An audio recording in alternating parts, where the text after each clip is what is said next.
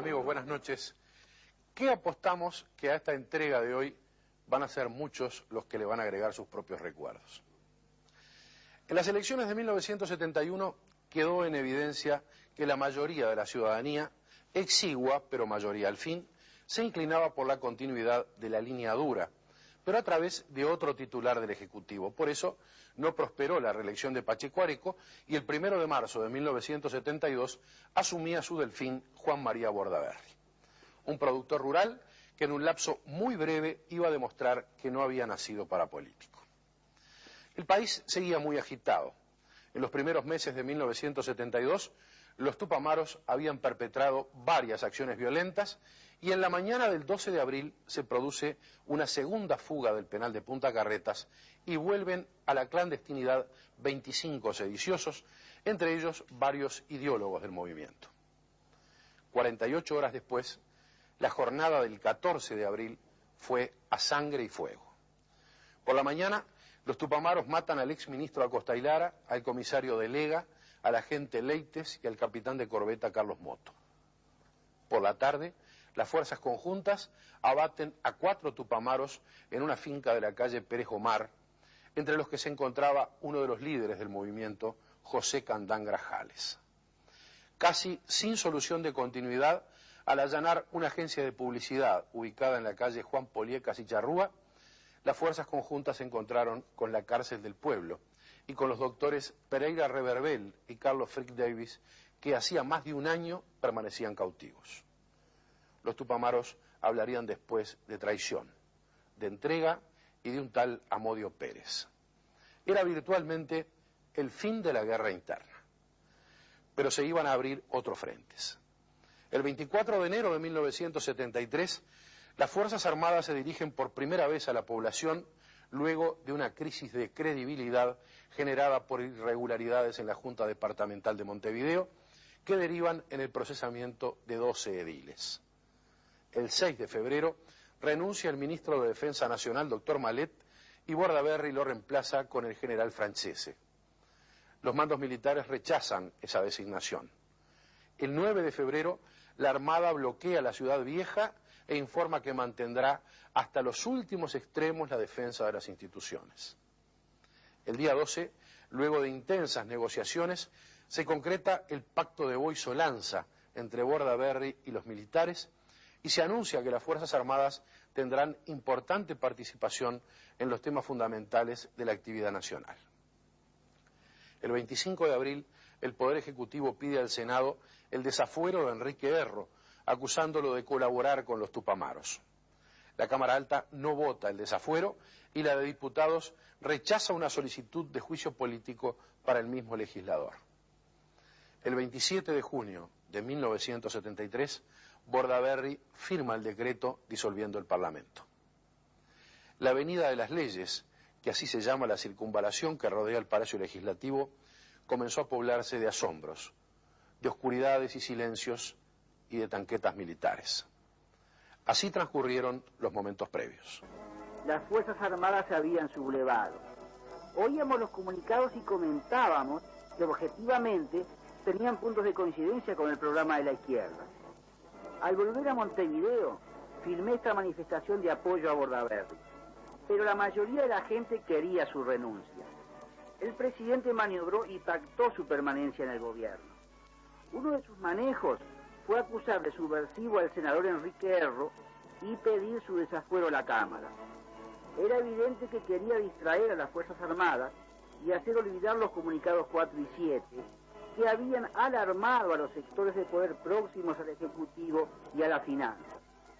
Bordaberry nos decía que el Poder Legislativo le impedía gobernar, y los parlamentarios respondían a los periodistas que el problema no era solo el desafuero de Erro, sino que había un intento de someter el legislativo a la voluntad del gabinete y a la de los militares.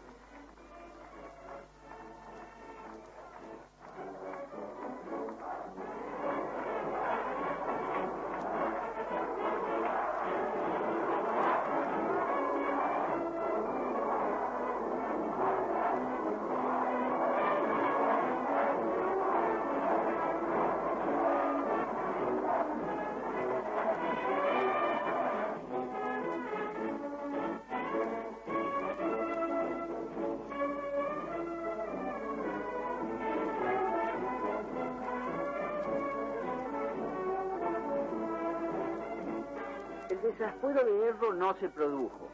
Ni siquiera la totalidad de la bancada colorada apoyó al presidente. Entonces, Bordaberry preparó el decreto de disolución del Parlamento. El Senado fue alertado y se reunió por última vez la noche del 26 de junio de 1973. Señor presidente,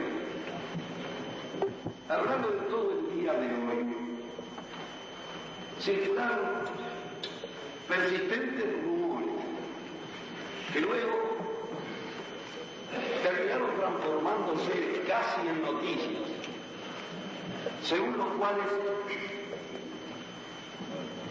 estaría a punto de culminar, si es que no ha culminado ya, un triste proceso que finalizaría con la violación por parte de Juan María Bordaberry de sus juramentos constitucionales y un asalto a las instituciones y a la libertad del público. Si eso llegara a confirmarse, como muchos nos tememos que ocurra, es corriente decir en estos casos que a Bordaberry y a sus cómplices los juzgará la historia. Y eso es verdad, pero debe agregarse que antes nuestro pueblo oriental de hoy va a exigir su responsabilidad y hacerla efectiva contra el responsable del atentado y sus cómplices.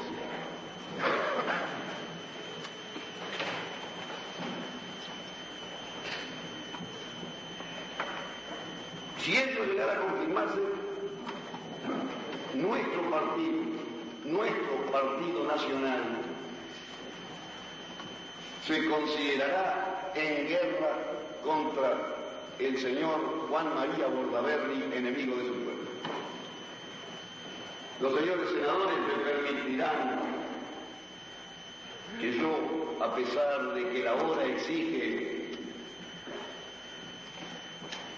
emprender la restauración republicana como una gran empresa nacional, me permitirán que yo haga una invocación que me resulta ineludible a la emoción más intensa que dentro de nuestra alma alienta. Me perdonarán que yo, antes de retirarme de sala, arroje al rostro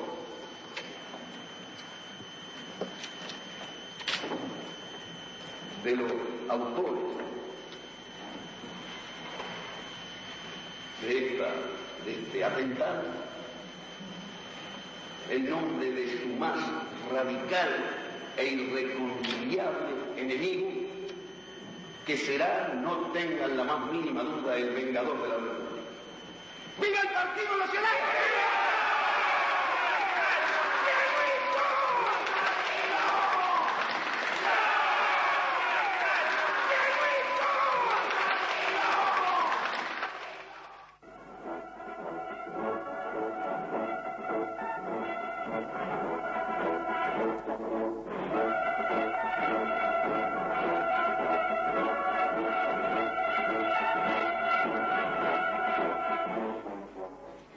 Luego del golpe de Estado de Juan María Bordaberry, los acontecimientos se precipitaron.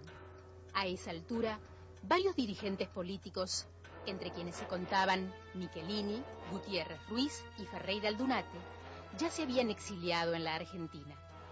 El día 30 de junio de 1973, el Poder Ejecutivo dispuso la disolución de la CNT.